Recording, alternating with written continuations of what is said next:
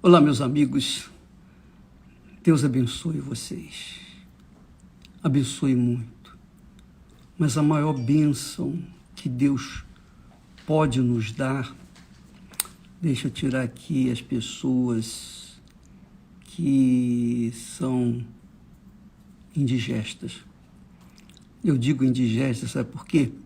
Porque elas colocam comentários tolos só para atrapalharem, só para tirarem a atenção daqueles que querem ouvir a palavra de Deus.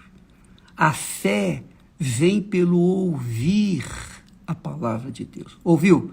A fé vem pelo ouvir, escutar a palavra de Deus. E não ouvir e escutar comentários tolos, à toa. Entenderam? Então, por isso, eu elimino os comentários daquelas pessoas que são indigestas. Bom, falando ainda da fé. Outro dia, alguém me disse assim: bispo, eu gosto quando o senhor fala da paz, porque é a paz, né?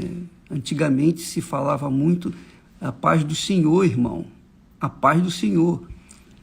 E na própria palavra de Deus fala a paz do Senhor. É verdade. Mas o que adianta, por exemplo, uma perguntinha que não quer calar, o que adianta um irmão vivendo no pecado dizer para outro irmão, paz do Senhor, irmão? Que paz que esse irmão que está vivendo no pecado vai passar para o outro, que é irmão, que se diz irmão, ou que também está vivendo no pecado?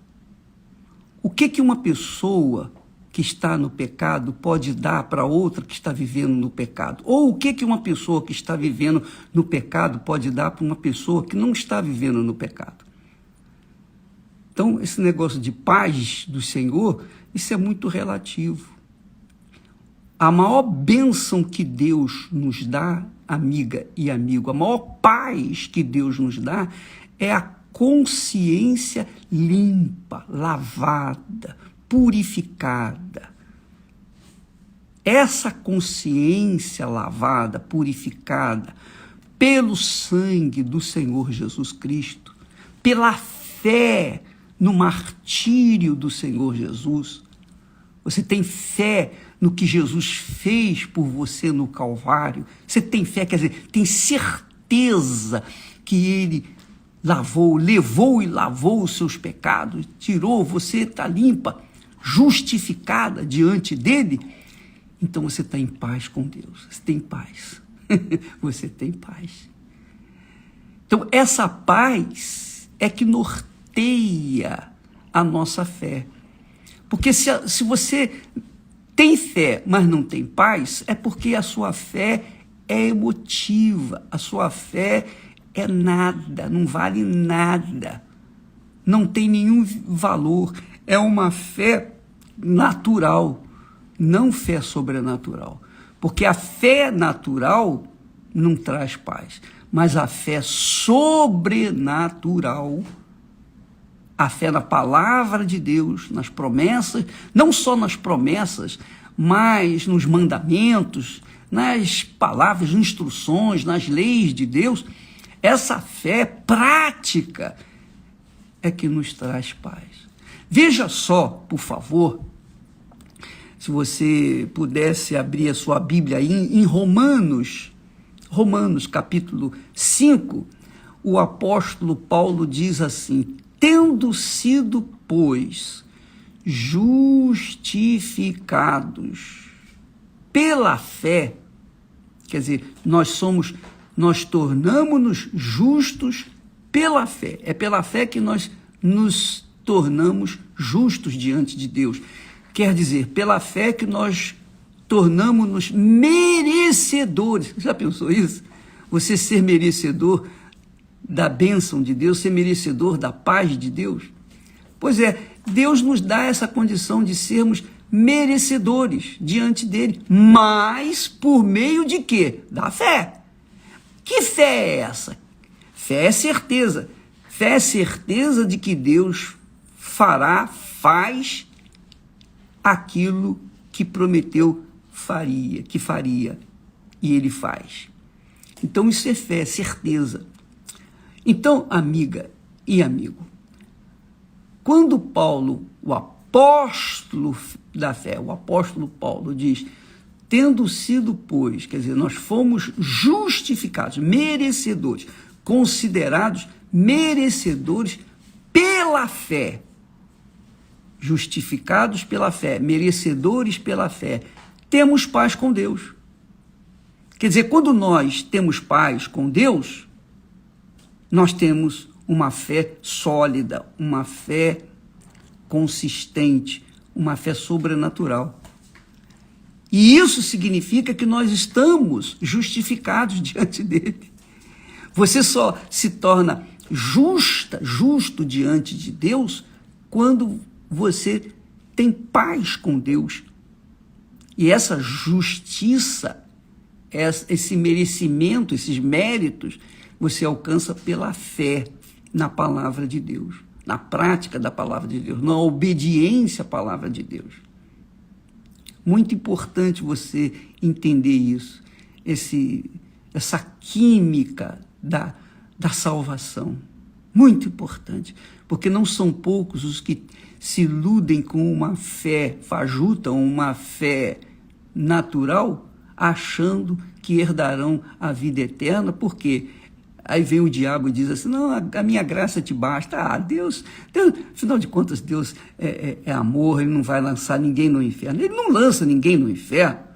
Deus não manda ninguém para o inferno. Ninguém. Ele só faz lançar as pessoas à salvação, aos braços do Filho dele.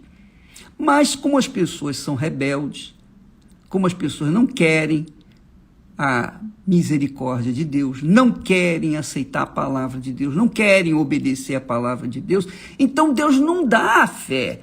E sem fé é impossível agradar a Deus. Então, ele diz, tendo sido, pois, justificados pela fé, quer dizer, a pessoa é justificada pela fé, assim, por exemplo, ela foi pega em flagrante delito, foi levada perante o juiz e tem provas que ela cometeu os delitos.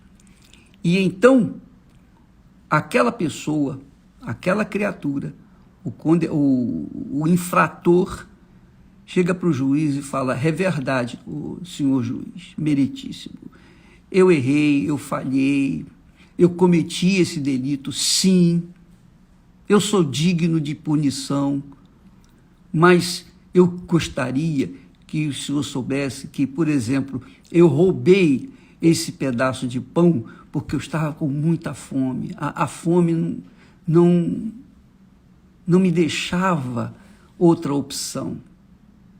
Eu roubei por isso, por aquilo, eu furtei por conta disso. Então, o condenado, ou melhor, o condenado não, o infrator, ele pede ao juiz para considerar a situação desastrosa que ele estava. Assim também é a fé. Quando a pessoa chega para Deus e fala, Senhor, eu sou um pecador miserável, desgraçado pecador, eu cometi isso, eu fiz aquilo outro, eu matei, eu roubei, eu fiz isso, mas eu queria que o Senhor considerasse a tua promessa. O Senhor Jesus disse, aquele que vier a mim, de maneira nenhuma o lançarei fora. Então, é o que eu apelo agora, eu vou a ti, e o Senhor não vai me lançar fora. Então, quando a pessoa faz uma oração sincera como essa, então o juiz, o justo juiz, perdoa aquele pecador. Ele anula toda a culpa daquele pecador, porque ele manifestou uma fé na palavra dele. Ele manifestou uma fé na palavra dele e mostrou-se arrependido dos seus pecados. É assim que funciona, minha amiga e meu amigo. Então, a justiça de Deus, a justiça de Deus em nós se faz mediante a fé.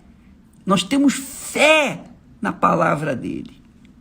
E essa fé Deus nos dá de graça, é fato. Essa fé foi Deus que nos deu. Ele é o Criador, o consumador da fé, autor e consumador da fé. Então ele nos dá essa fé. Isso é uma coisa gratuita de Deus, é a graça de Deus, a misericórdia de Deus. Ele nos dá graciosamente a fé, mas nós temos que usar essa fé para obedecermos a sua santa palavra. É assim que funciona. Imagine você, Deus te deu 2 pernas, 2 mãos, 2 braços, te deu inteligência, te deu um corpo são, sarado, e você fica só deitado. Você não quer ir trabalhar. Aí depois você fica choramingando porque está passando fome. Eu te dei pernas, eu te dei inteligência, eu te dei mãos, eu te dei todas as condições para você trabalhar e produzir o seu pão nosso de cada dia. Mas você não fez, então o que eu posso fazer? É assim que funciona a fé. Assim que funciona a graça de Deus. Então ele diz, justificados mediante a fé. Aí sim nós temos paz com Deus, por intermédio de nosso Senhor Jesus Cristo. Não é legal isso? Mas ele, lá no capítulo 6, ele começa assim, olha, veja só o que ele fala. Isso é no capítulo 5, versículo 1 de Romanos. No capítulo 6, ele diz assim, que diremos, pois? Ele faz a pergunta, Paulo faz a pergunta, que diremos, pois? Permaneceremos no pecado para que a graça de Deus superabunde? Quer dizer, vamos manter-nos no pecado, porque quanto mais pecados a gente tiver, mais a graça de Deus vai se manifestar? Aí ele diz assim, de modo nenhum. Nós que estamos mortos para o pecado, como viveremos ainda nele, quer dizer, no pecado? Se eu estou morto para o pecado, como é que eu vou viver no pecado? Se você que é crente ou cristão, você diz, eu creio no Senhor Jesus como meu único Senhor e Salvador, eu leio a Bíblia, eu faço jejum, eu sou fiel dizimista, ofertante, eu vou na igreja, etc. Eu faço tudo bonitinho, direitinho. Eu só tenho um pecadinho que eu não consigo largar, sabe? Eu fumo, eu bebo, ou então eu uso drogas, eu vivo na prostituição, eu vivo no adultério, enfim, mas Deus tolera, afinal de contas, eu sou carne, né? Não existe nada disso, minha amiga. Quando a pessoa vive no pecado, ela está condenada ao salário do pecado, que é a morte eterna. Então, você, minha amiga e meu amigo, muita atenção, presta atenção, por favor. Nós vamos ter um evento especial no dia 4 de abril, em todas as igrejas universal do Reino de Deus. Dia 4 de abril, nós vamos ter um evento excelente. É o dia da Páscoa. Nesse dia da Páscoa, nós vamos ter um evento de vida ou morte, especialmente para as pessoas que querem se consertar com Deus, que querem dar fim aos seus pecados, que querem dar fim à sua vida pecaminosa e querem viver definitivamente pela fé. Jesus disse para os seus discípulos, o meu tempo está próximo. O meu tempo está próximo. E o tempo dele está próximo. Está próximo para você, está próximo para mim, está próximo para todos nós. A vinda dele é iminente.